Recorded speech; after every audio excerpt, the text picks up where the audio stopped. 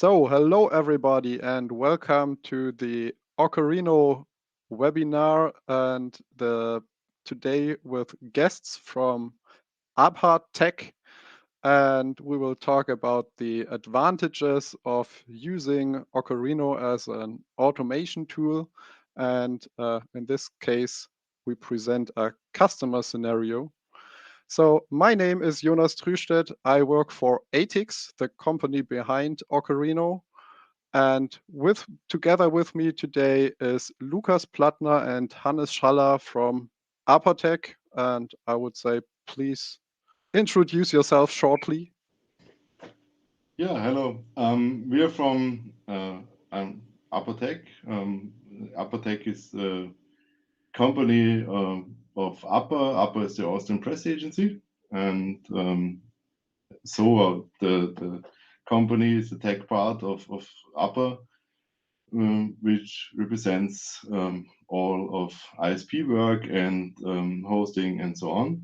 And that's where we are settled, and especially I'm Lukas Plattner. I'm the leader of the Linux server team, so we are responsible for the whole Linux server environment and everything where somehow a penguin is attached.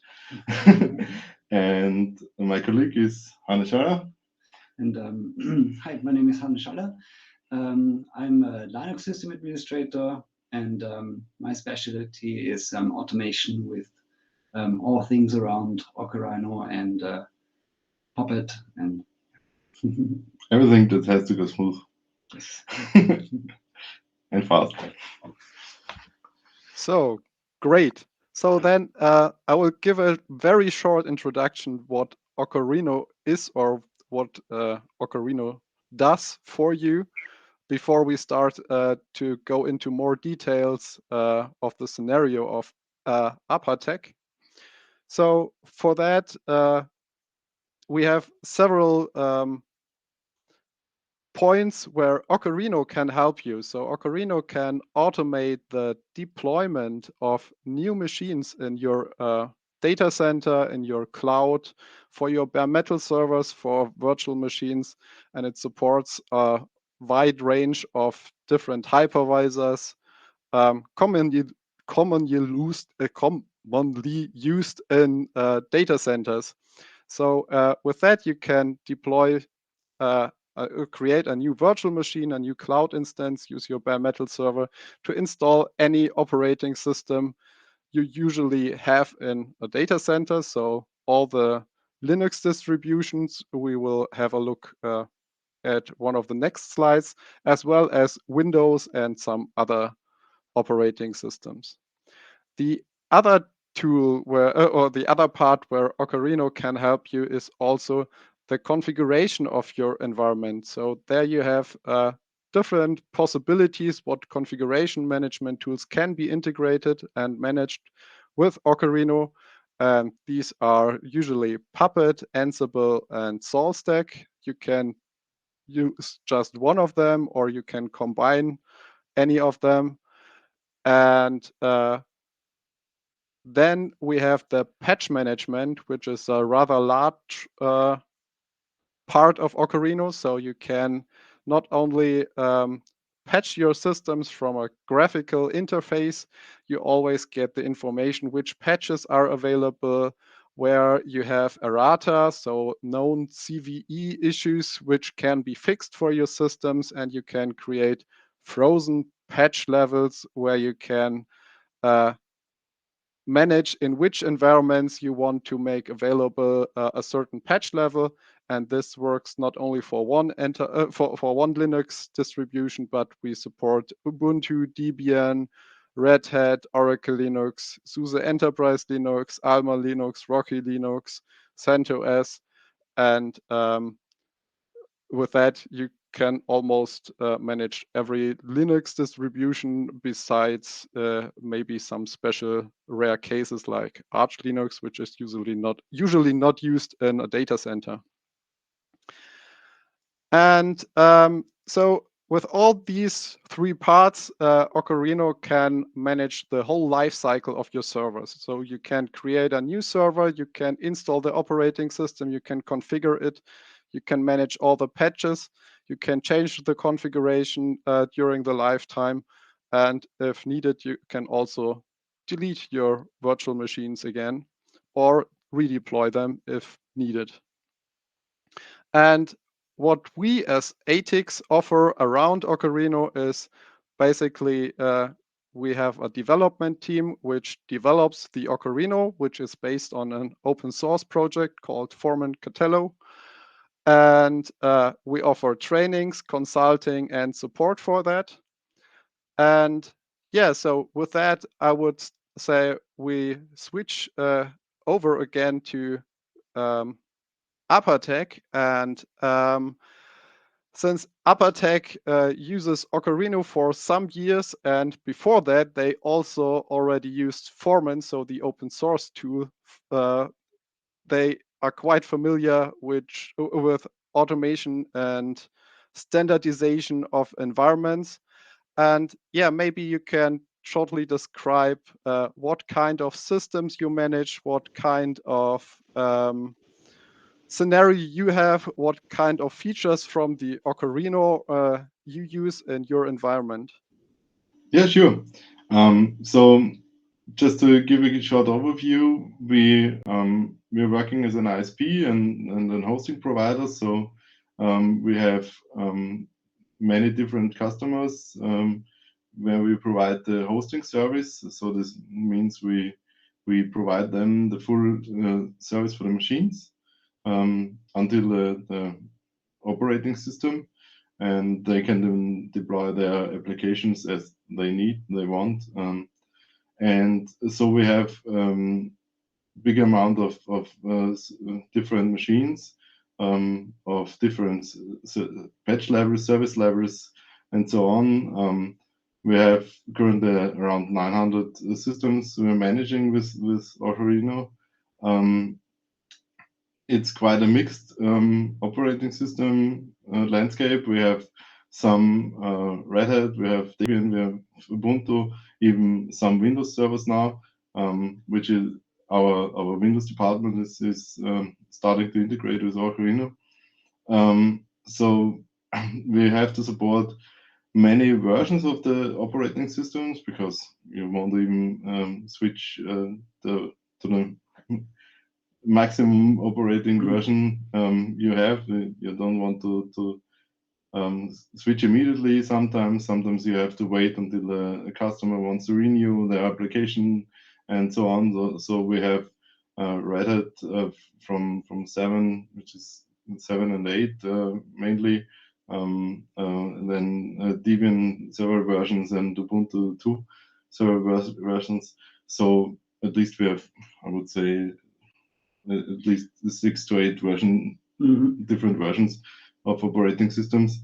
On the Linux side, we have even some SUSE, but we don't talk too loud about them.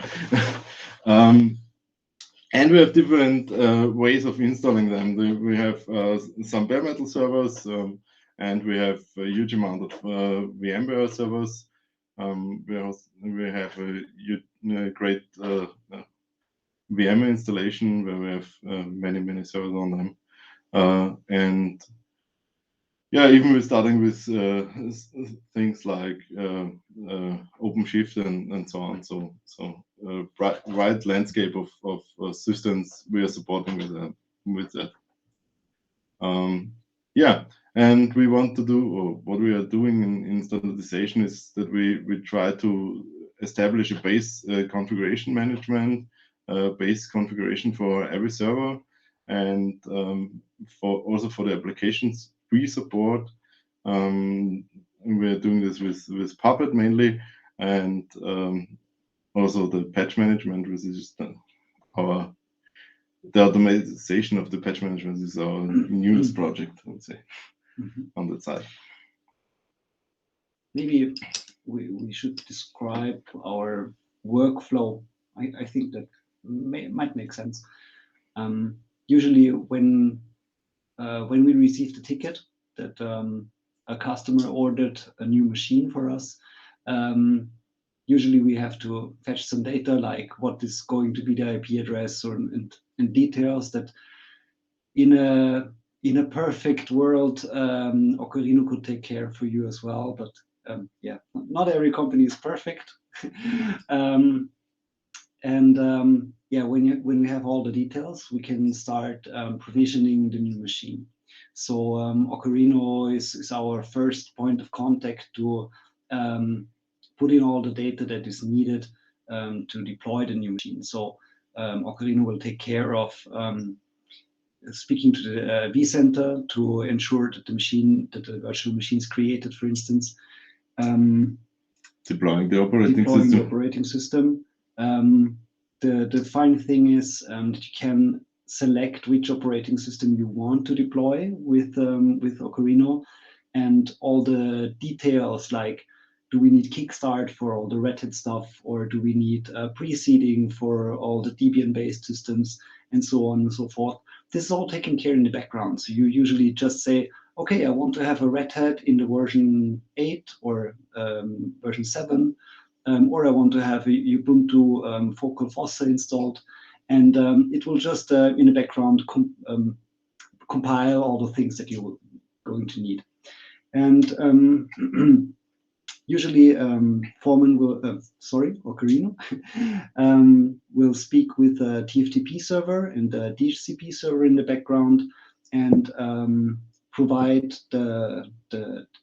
all the kickstarting details to those servers, and then it will start off the installation process. So if you want to, which is the thing that we usually do, you can really install the machine from scratch, and then it'll have all the up-to-date packages that you're going to need. After the installation process is done, you can, in our case, you can have Puppet running to ensure all the further needed requirements, like installing a web server, configuring your NTP server, ensuring all the users are set to with their SSH keys and passwords and so on. So it takes no passwords, of course. But yeah, so the whole process takes care of that for you, which I think is a very important part about Orcharhino.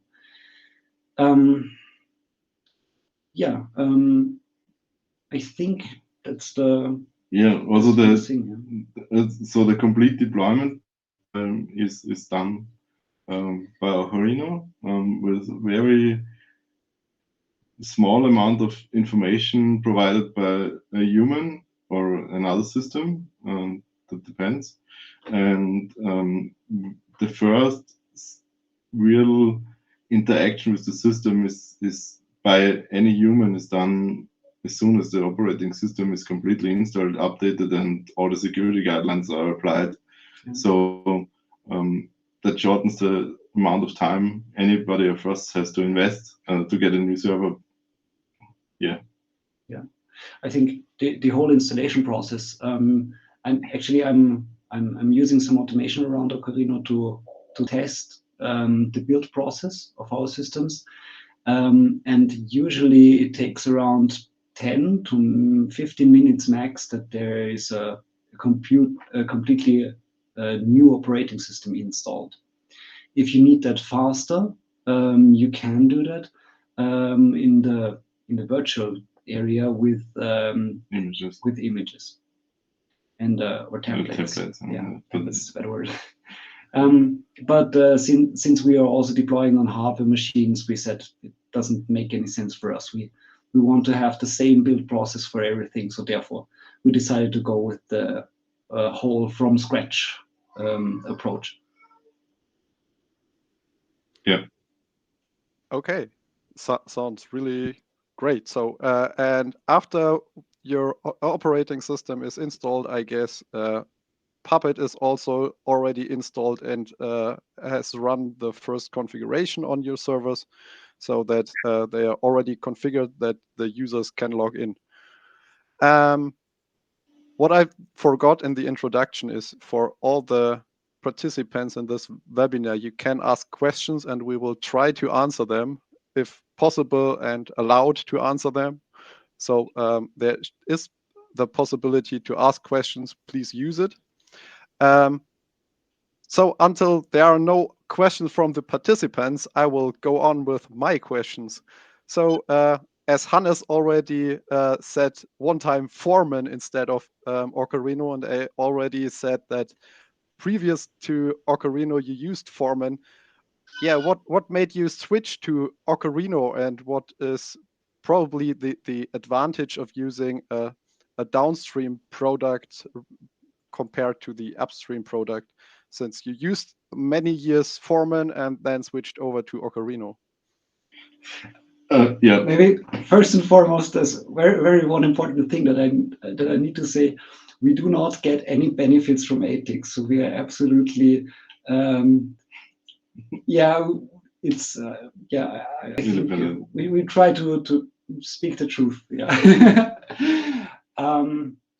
Actually, it was your decision to switch over. Yeah, so it was. There were many reasons for us. The main reason is in terms of a business, you have to have a reliable system and someone you can call and someone you can ask if you need help. That's in the community. The farming community is pretty good and yeah, pretty good working, but still you have no contract with them, so you can ask, and if someone is able or has time and is in the right mood, he will answer you, but you have no right for this. So you can hope that someone will help you, and that's something that's with more or less every open source software. There's no company behind. Then you have no way of escalating or getting help or whatever. Yeah? So as it became more and more important for us and more and more business critically to serve our services, we wanted to have some partner there, some company where we can go and get help. Another thing is so the support and the improvements was one of the main decision points here. The other thing is it's pretty hard to do release upgrades sometimes, and it's quite a lot of testing and so on you have to do when you work with the upstream project, and there are sometimes breaking changes or sometimes just bugs you have and you have to run in. And if you're working with upstream, you quite often have the problem that you have to be on the latest version to get all the bugs fixed, and then you have the problem of some new bugs or whatever. And so we wanted to have tested releases for this, and someone to do this testing for us, which is quite intensive. Some points were later on our journey, but they had in the pipeline, ethics had this in the pipeline when we started, was the support of Debian, which was pretty important for us. As we wanted one tool to manage Red Hat and Debian systems, because they are both in our environment, and we have to manage them. So at the point in time, they had the pipeline already for the Debian support, which was implemented by them. And it was first in Orcharhino, and later on they pushed it upstream. So we had that support pretty early, and that was also very important for us. These were the main reasons for us to switch to Orcharhino. All in all, Foreman is a very, very great project, and they are doing a pretty good work. And in a business context, it's quite important to have someone who is between you and the business and the open source project to help you manage the open source community and your needs in the open source community if you don't have the capacity to do it on your own. Actually, I think that's one of the more important things to mention. From what I gathered in the last years, is that ATIX is very active in the open source community, and everything that they usually do that will be pushed back to upstream sooner or later when they tested it and are sure that it will work. And for me, I think open source is very important. So therefore, to have a company that's within the same mindset and is willing to bring their product back upstream, I think that's one of the things that I'd be willing to give money gladly, you know. I think I don't know if I'm allowed to mention it. Yeah, of course, the foreman as the upstream project is under the Red Hat umbrella. So if you need anything regarding any other operating system like Debian or Ubuntu support, Red Hat will say, yeah, it's nice that you want it, but it's not our operating system, so have fun. We don't care. Yeah, and that's the thing that ATIX did quite well. So with the deployment of the Debian support, I think that's really helping. Yep. Glad to hear. So since Hannes said he wants to gladly give money to Orcharhino or ATIX, how many Orcharhino instances do you have running at home? Not yet. Okay. Yeah. So sounds good from our ATIX perspective that you're a content customer. Otherwise, probably we wouldn't have the webinar together. Sure. But so the other thing what you used is that yeah, so that we built some more automation around Orcharhino together with you. So this is probably also yeah an ongoing project. So you build a lot around Orcharhino, like you have Ansible scripts to run to configure things in Orcharhino or to deploy new machines. You have API calls to put data from your CMDB into Orcharhino or the other way around. And you also run like test deployments every day. But then there's a recent project where it's what might be interesting, where we worked together with the ATIX development department and yeah, probably you. Writes about this auto update feature. Can you tell us a bit more about this auto update feature? Yeah. So updates are, I think, the most important thing right now and in the future. And everyone has to do them like every day.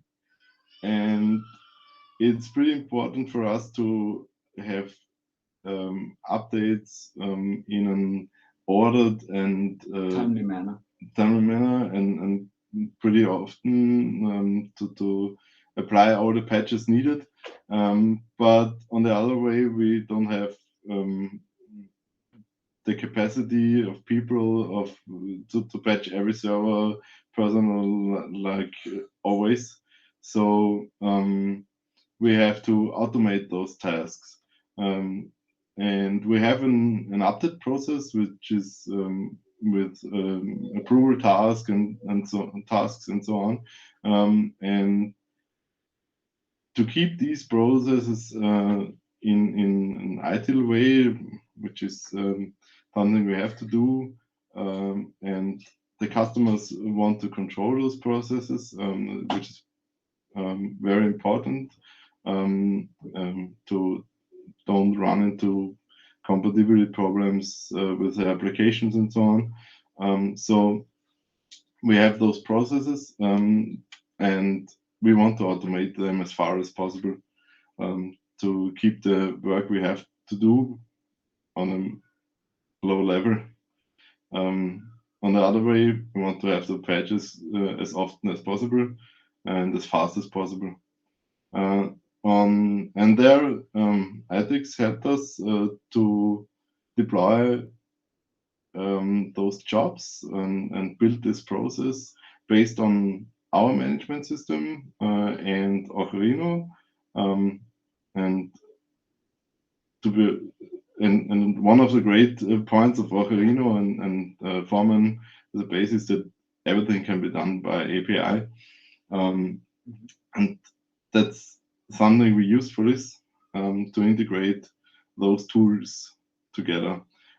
So we have our management tool, our ticket system, which is handling the whole process and building this process and doing the communication with the customer and with our teams and getting all the approval tasks and so on. And we have Foreman on the other side, which is doing which is handling the patch management. It has all the patches, knows what to do on which machine, and with some magic, it's also doing the patch cycle itself. So it's doing the update. And then we have some glue. It's definitely glue. Yeah. Internally, it's called the Ruby glue, and it's doing some magic to interact with both of the systems. So we have, I think we have the slide for this. We have this. Okay, you have it.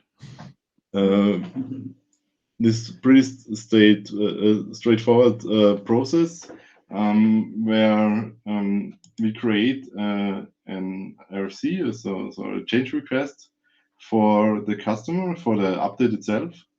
It contains all the information that you want to have as a customer. It contains which machine is updated, which packages are patched, which CVEs are closed and applied. So all the information you need to decide on if it has to be done or if it is quite important, or if for any other reason I could say I have to skip these patch for who knows.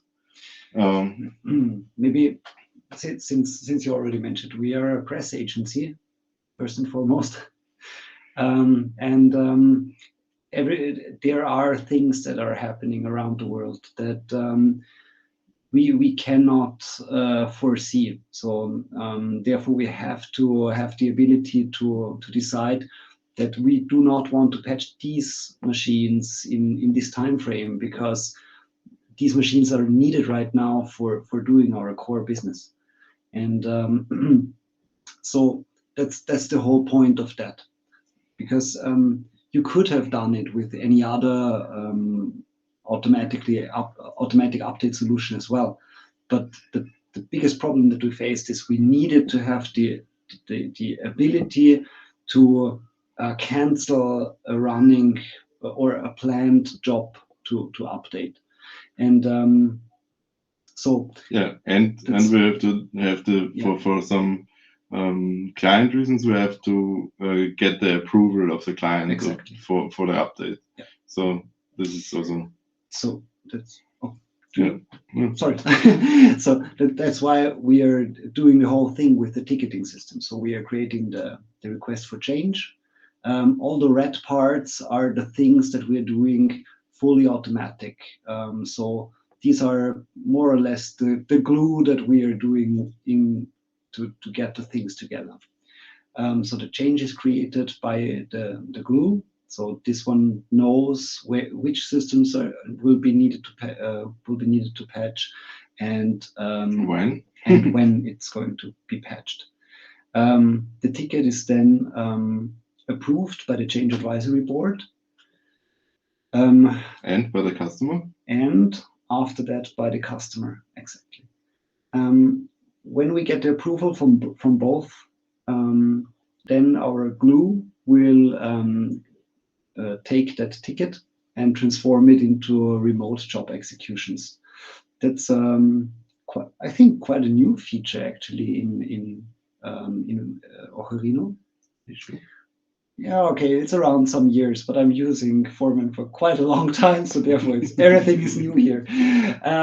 Okay. And the remote execution feature also supports planned executions, so therefore we can plan those tasks when the update will be happening, and it is just a prepared Ansible playbook that is going to log into the machine and apply those updates. After maybe I forgot something to mention. There is one plugin in orcharhino that I found rather helpful. You can have snapshots from vCenter integrated in orcharhino. So therefore, if we want to create a snapshot of the virtual machine, so I hope it is a virtual machine in that case, when we want to have the snapshot, we just talk to the API of orcharhino, and orcharhino has to know where that virtual machine actually is, because we're dealing with quite a lot more vCenters than one. So therefore, we wouldn't have any proper other way to figure out where that machine is right now. And if you delegate that task to orcharhino, that has that knowledge anyway, you don't have to care. Yeah, take care for it. It's less cumbersome. So when the remote execution is done, and our operations, also our 24/7 NOC, checked if all the systems are back online in the monitoring. The glue will take care of closing the ticket and setting the information that it is done. And after that, there's some cleanup tasks running after some time. So if you had those snapshots running, it'll remove those snapshots automatically as well. But yeah, I think that the cool thing about that is that you can really do a lot with very well documented why in the operating in orcharhino. Okay, so and in the end, your customer gets the information what needs to be patched and the result if it worked correctly. So and you don't have to take care a lot of the patching itself because it's fully automated. Yes, exactly. The main reason for us is only the customer, and we just have to pre-check pretty short, and on short point of time we have to approve something, and we don't have any work to be done with it. So just some approval and saying okay, everything is fine. So the main work starts when something fails. Yes, but that's always the case. Yes. It's okay. No, it's always the case that you have to. The work starts when it fails. So, but on the good side, most of the time updates are not failing, or they are failing on test systems where you can stop the production system patch in early enough. So that's what you have them for. Yeah, sure. Testing is always needed, and in best case, it's automated as well. Yes. Okay, so maybe a bit a different question. So you already use a lot of features of the Ocarino. However, there are still other features, and maybe there are also features you plan to use in future, or you also had a look at and say, yeah, it might be interesting. We have to test that. So, for example, if I think about things like maybe OpenSCAP as a compliance tool, application-centric deployment to deploy whole clusters, and things like that. And the other thing, what you already mentioned, is that you're currently in the process to integrate Windows servers in your Ocarino landscape as well. So maybe you can tell about a few points about that as well. Yeah, we always have plans to what we want to start next. So the system is always growing. There is one project currently running. There are two projects currently running. We will do some improvements for the auto update to have some more interaction and more information that it's provided for our customers. So improvement is always a good thing. One of the things you mentioned and we mentioned before is Windows. We are currently planning to integrate more with our Windows team. So our Windows team is planning to integrate more with Ocarina. They started to have some the deployment process automated also with Ocarina. So we can now deploy Windows hosts also, and they are starting to have some more automatization on other sides. So they want to integrate with the auto update system too, which is a little bit different because they are still they are using as we are using the operating system provided way of deploying patches. So on the Windows side, that's still Vesus, whereas we can use the Orcharhino for deployment of the packets. But that's something they are starting to do now, and they are starting to do some more configuration management. As far as we are right now, they will also start with Puppet, which does a pretty good job for us. I think the discussion on Ansible Puppet we will do on another day. Yeah, but on the other side, they will also use Ansible because to schedule those remote jobs in Windows, there's only Ansible as a possible solution because the SSH connection with provided from the remote execution does not work with Windows so far. Yeah. So they are forced to combine Ansible and Puppet. Yeah. We are also using both. So for the configuration management and for other things, they both have their advantages.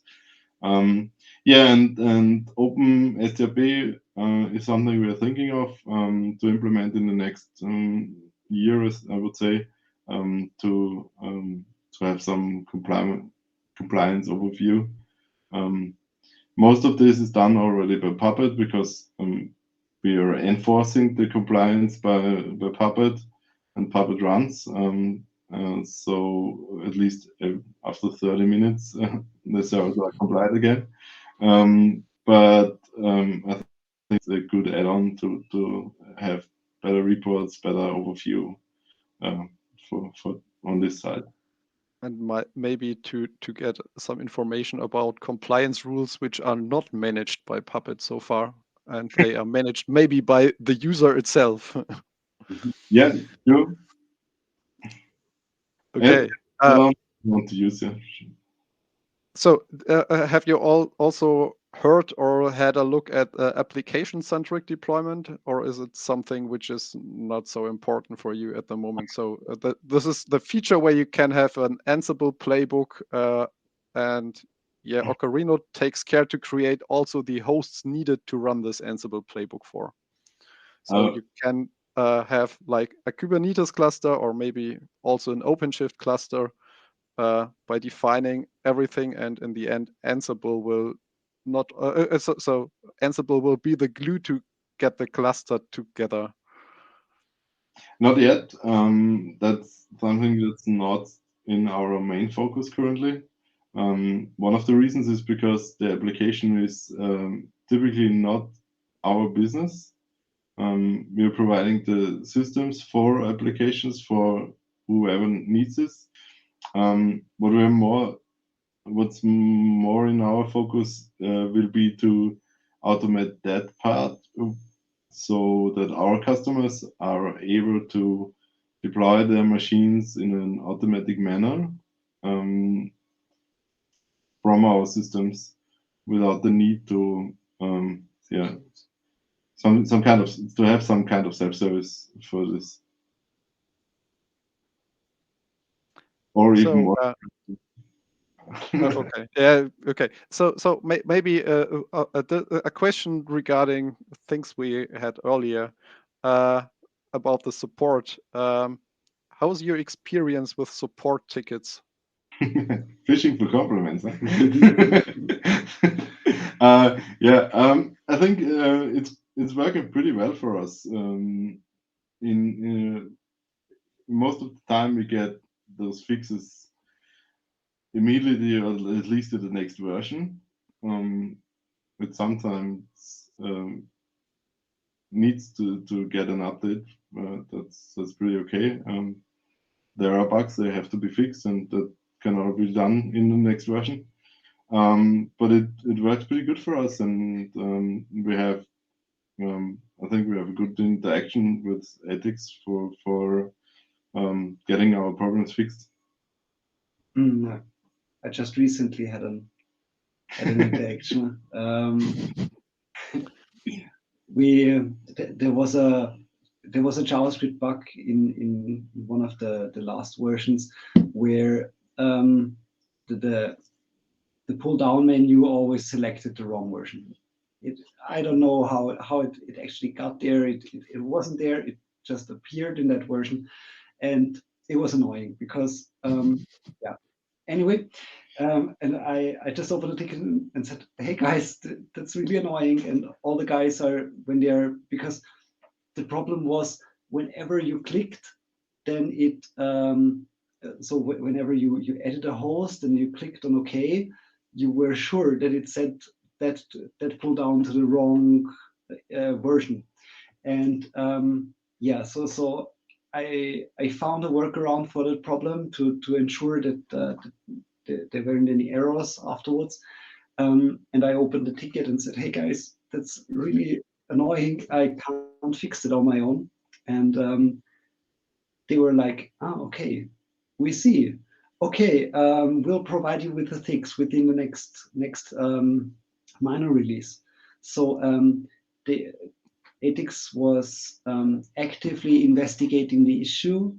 I don't know if you had any interaction with some bigger corporations. Okay, not to mention any.